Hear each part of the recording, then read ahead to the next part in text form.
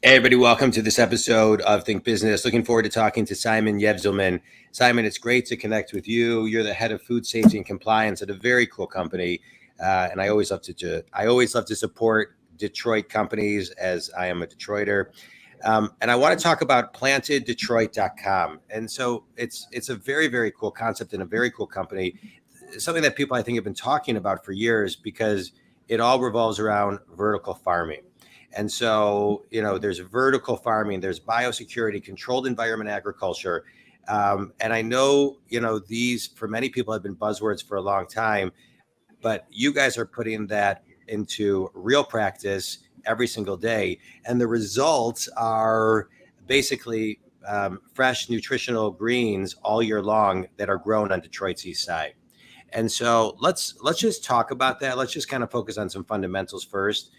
For people who don't understand what vertical farming is, can you just kind of talk about what that is? Absolutely. Thanks for having me on, John. I really appreciate Man. it. Thanks for being It's here. a great opportunity. Vertical farming falls under it's a subcategory of a larger umbrella called controlled environment agriculture, which includes greenhouses, which includes recirculating aquaculture systems. So a fish farm you might have on shore, even something as simple as a hoop house could be considered controlled environment agriculture. Generally, vertical farming is on the more intensive end of controlled environment agriculture. We're controlling the lights, the water, the environment, the nutrients that go to the plants. Basically, every single thing about it is under our control.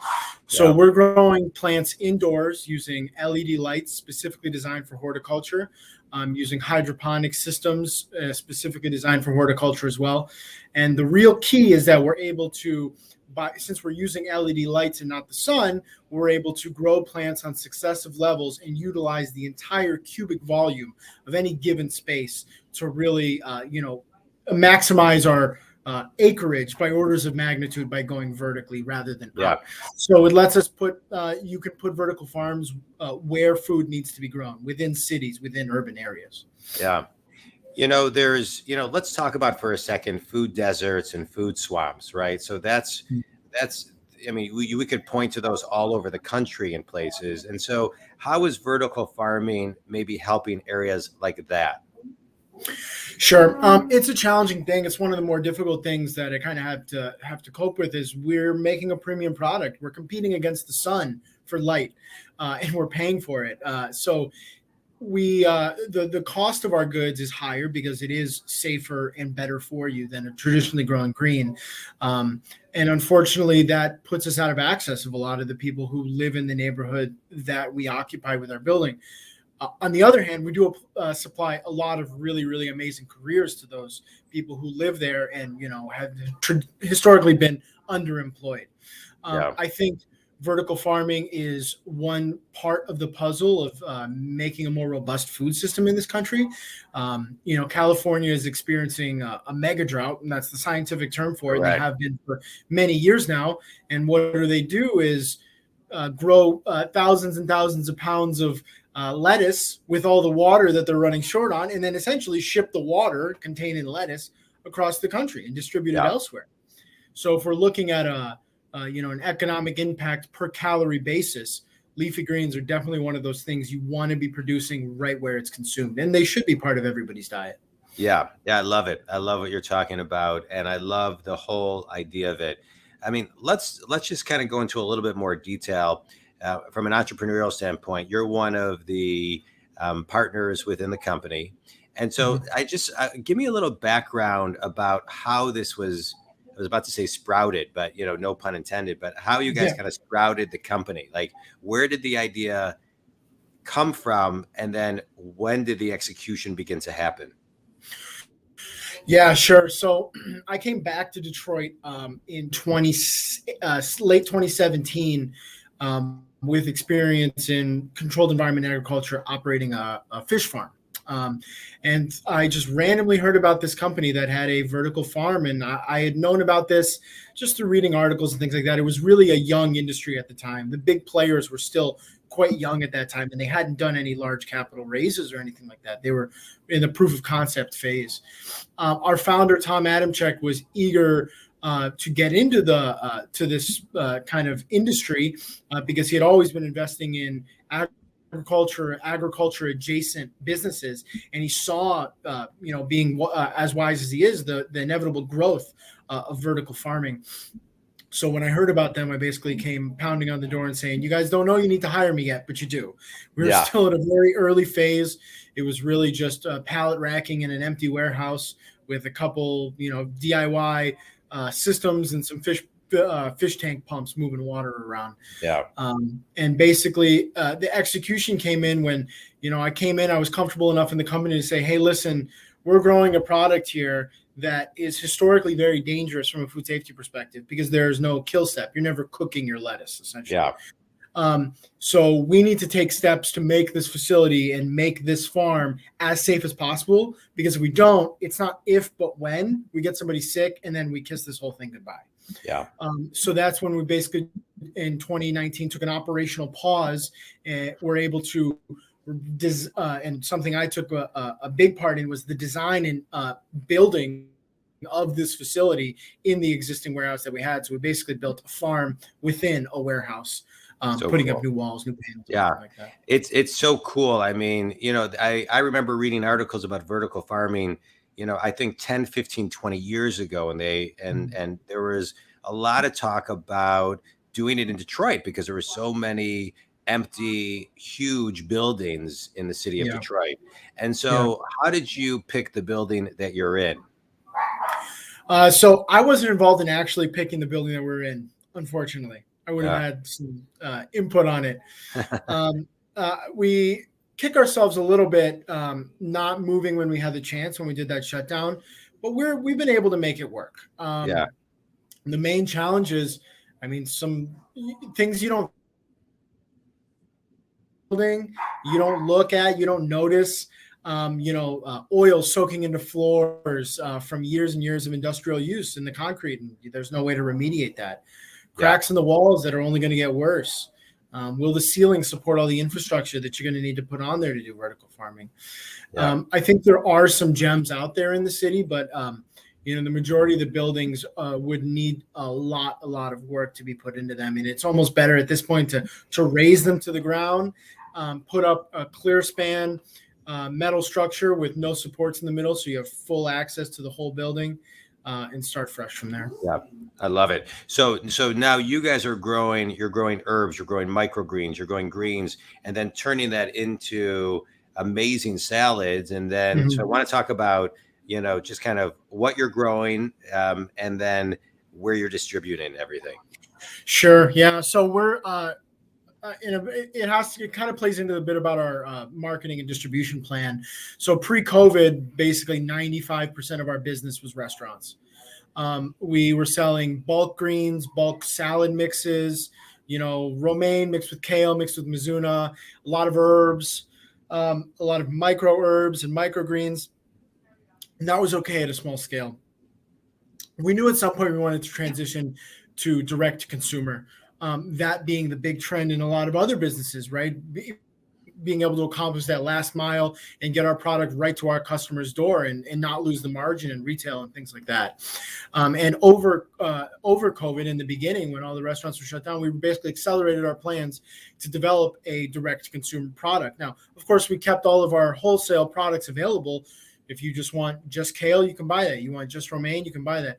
But we also, are appealing to the customer who wants a ready-to-eat salad product that they can pull out of the fridge, take right to work, pop it open on their lunch break, and not have to worry about any of that meal prep, any of that cooking. Yeah. So right now we have 6 SKUs.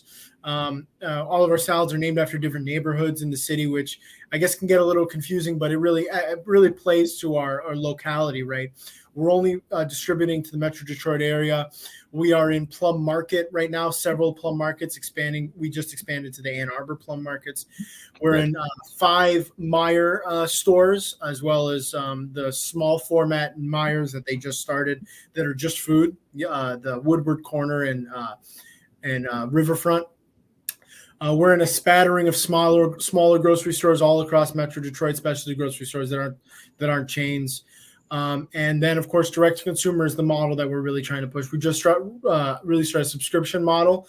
So now people, you set it up once, and then every week you get your greens delivered to you, and you can adjust as you need. Sounds great. That's on the website. Yeah, I just learned about your product, and I wanted to have you on the show. So I'm going to start checking it out and buying some. I'm looking forward to it. Please I do. want to talk about just the entrepreneurial journey of yours a little bit, because I think one of the things we're seeing right now are a lot of people in the millennial and the Gen Z generation start jobs, right? And really tap into their entrepreneurial spirit. There was an article pre-COVID, this was in 2020, pre-COVID, that suggested, the Huffington Post suggested, I think it was, Dell, suggested that by the year 2030, 85% of the jobs that exist did not exist in that time at 2020. Mm-hmm. And many say that COVID actually accelerated that. And so we have all of these, in this case, vertical farming, artificial intelligence, virtual reality, Bitcoin. All of these different things, I could go on and on, that are going to be shaping new ways that things get done, new ways that people buy, new ways that people even think about things. And you can be 18, 20, 25, 30 something and start a company that could be worth $1 to $3 billion in just a couple of years. Mm-hmm. And so talk a little bit about what it takes to be an entrepreneur from your perspective today. Yeah, thanks. It's a hard question. And, when I look back on my career, I realize I've worked for 3 startups and I didn't even really kind of know it. I knew it. Oh, this is a young company. It's privately owned. It's only been around for a couple of years, but it's only when I look back that I really think, yeah, those were startups. And I've been dealing with those same challenges at Planted as well. I think what drives me from an entrepreneurial sense in this role and at this company is a desire to change the food system in this country and globally. It's really badly broken. And the climate catastrophe that's looming over us is only going to make it worse. Yeah. So I kind of view being an entrepreneur as secondary to trying to fix a broken system, right? Trying to break it entirely and redo it in a way that actually works. Do I believe that vertical farming is the answer to that? Not necessarily. Is it a small part of it? Probably. I think there's a lot of fundamental things that need to change. So that's kind of where I view myself as an entrepreneur, as being able to break out of a cycle that, working for a traditional ad company might just have me just perpetuating the same problems that I see. Yeah. And that's why I asked earlier, and I understand your situation with costs and things of that nature. So this isn't necessarily about your company, but I'm hoping to see in the future that vertical farming will help areas that are food swamps, that are food deserts, that can provide at an affordable rate nutritional food. So, I think, to me, in my head, vertical farming was always a potential solution. And hopefully over time, the cost of being able to, produce will go down. That's my hope. Absolutely. I mean, it's an economy of scale, right? The bigger we get, the cheaper it's going to be. We're really small right now. We have 20,000 square feet of cultivation space, and we're not even utilizing all of it quite yet. When you've got companies like 80 Acres just announced a farm down in Atlanta, near Atlanta, that's going to be 200,000 square feet. And they'll be able to produce something more affordable, right? We'll never be able to grow wheat. No vertical farm will be. We'll never be able to grow corn, things like that. Those will always have to be done outside. But it will absolutely help to reduce the burden of transporting food and growing food in places with climates like we have here in Michigan, where we can really extend that growing season. Yeah, no, the season, extending the season. Yeah, it's so cool. And we rely a bit on the cannabis industry too. This is only possible because of the amount of investment that's gone into lights specifically designed for cannabis, right? And then these companies say, oh, well, hey, Phillips, like vertical farms want to use them too. So they modify a little bit, they change the coding, but really it's a cannabis light. Yeah. All right. So grow cannabis, grow lettuce. All right. So there we Yeah. go. All right. Good. I like it. What's the biggest lesson you've learned as an entrepreneur? Oh, that people are by far the hardest part of managing or Yeah. having a successful business. Yeah. Yeah, so we're up to 60 employees now, and it's been a journey. Yeah. It's been a real journey finding the right people, keeping the right people. Sure. I'm really proud of what we do at Planted, giving people meaningful work and making sure that they are compensated fairly and they have adequate benefits and they're not dreading coming to work, because I've been there. I don't know if you have, John, but I've been, I've had jobs in the past where you wake up at 4 a.m. and you're like, I would rather Yeah. jump off a bridge and go to work right now. And that's my goal, is to make a place where people never feel that way and they feel motivated, because that's how you get the best work at it, when they're happy. Yeah. As a business coach, I work with solopreneurs to Fortune companies and everything in between. And I work with C-level execs and leadership teams and salespeople. And I work with a lot of managers, because managing people, most people don't know how to do. What I find is people get promoted to be a manager, but don't know how to manage people. And then companies don't train their managers to actually train people. And when they realize, especially post-COVID, wow, we really need better managers than ever before. They've got to be great, because to walk and talk management is a lot easier than managing hybrid workforces. And so there's a real art and a real science to managing people, that when companies get it right, I see it in the companies that I work with, they begin to see immediate pops of productivity, profitability, time. It's amazing. But I agree with you. The hardest part of having a business is running the business and the people in it. Right. I don't mean running the people, but managing the people. Yeah. And there's a lot of work. Yeah. It's a lot of work. It's a lot of work. Who have been your biggest mentors, Simon? Wow. The people on my leadership team at Planted have, the 5 of us, well, the 4 excluding myself, have really been my big mentors. Man, career-wise, I feel like it's always been one of those things, like, I really need a mentor. I wish I could really bounce ideas off this thing. But no one really comes to mind, and I'm sure I'm going to think about somebody later and wish I mentioned them. But man, I just kind of figured it out and tried something. Somebody asked me at work the other day, so how many jobs you had? I said, like, since I started working at 14, or since college, like, I don't know. I've changed every year since then. This is the longest I've been in a job, for 4 years. Yeah. So the people you meet along the way, and just try to glean as much as I can. Yeah. All right, good. I'm a big believer that everybody should have 3 mentors. It really to have the go-tos that you can accelerate something and get back to center and in alignment with where you're going, to me is so important. I would recommend that to you. Ready for a quick speed round? Absolutely. All right. A book that's had the biggest impact on you? The One Straw Revolution. All right, good. The best piece of wisdom you've ever received? There's no job so small that it can't be done perfectly. All right, good. And last question, for all of the aspiring entrepreneurs out there who have an idea that they've just been kind of holding on and not doing anything with, one thing they should do is commit and try something small scale, right? Just give it a shot. You got to get your feet wet, even if it's something low risk, right? I'm not asking someone to, take out a second mortgage on their house, but I only succeeded by just trying and saying, hey, if it doesn't work out, I'm lucky enough to have a support structure around me, but I never really had to use it that much. But you just got to try, because you can try to prepare for something your whole life, but the opportunity may never present itself perfectly. So just got to go for it.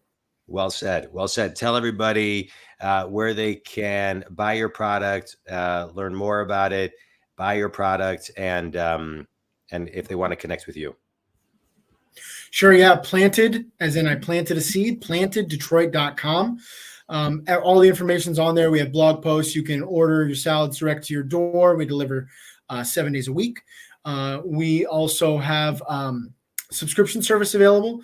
You can find our products in Plum Market. You can find our products in Meyer stores as well. I encourage you to give them a shot. They are delicious. They are way safer than the traditional greens you're going to find. It's going to change the way you eat. And my information is there on the website, simon@planteddetroit.com. Make sure you're planted Detroit and not planted. I forgot exactly. There's a cannabis dispensary too that stole our name, but yeah, we're the ones selling salads. So I really appreciate the time, John. Yeah, Simon, this was great. I'm a big fan of your company. I'm a big fan of you. I'm a big fan. I mean, even though we've just met, because I'm a big fan of your family, and your mom has been a huge, important person in my whole family's life, Rita. So I'm grateful for her. And I'm not surprised that, you're doing such great things, helping so many people, because nutrition is important and everybody's looking for something that's always a little bit cleaner. And if you can provide a product that has great intent, that is clean, and that is, easily accessible to people who want your product and service, I think it's great. So I'm looking forward to diving in and trying it myself. But I appreciate you being on the show. And thank you, Rita, for introducing us. And Think Community, planteddetroit.com. Check it out. You'll be really impressed with everything you see on there. Simon, thanks, man, again for your time. Thank you, John. Appreciate it.